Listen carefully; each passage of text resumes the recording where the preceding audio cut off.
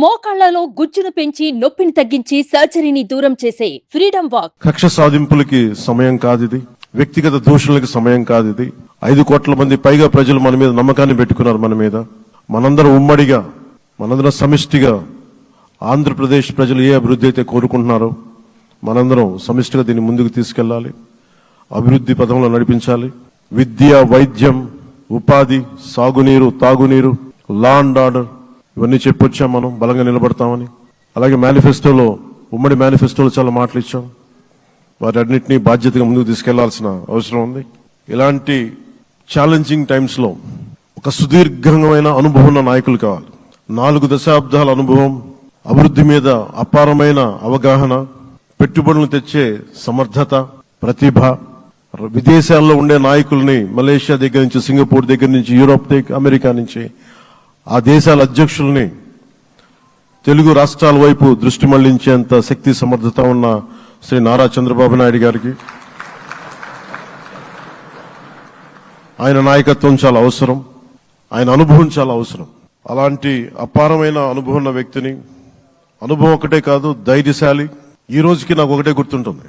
మన తాడేపల్లిగూడెం సభలో చెప్పాను, చాలా క్లేమోర్ మైన్స్ పేలిపోతే, జీప్ ఎగిరిపోయి కింద పడితే చొక్కా దులుపుకొని ఆయన మళ్లీ వచ్చి రాజకీయం చేసిన వ్యక్తి.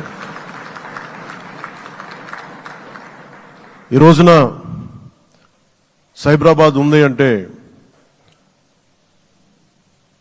అది శ్రీ చంద్రబాబు నాయుడు గారి దార్శనికత. అలాంటి వ్యక్తి, ఆయన అనుభవం ఈ రోజున 2024 ఆంధ్రప్రదేశ్కి ఎన్డీఏ కూటమి తరపు నుంచి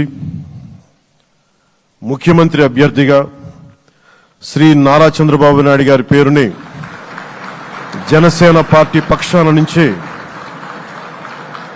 మేము బలపరుస్తున్నాం.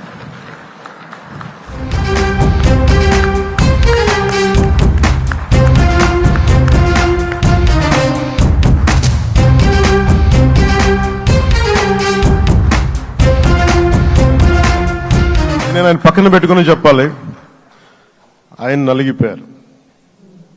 నలిగిపోయారు. జైల్లో చూశాను ఆయన.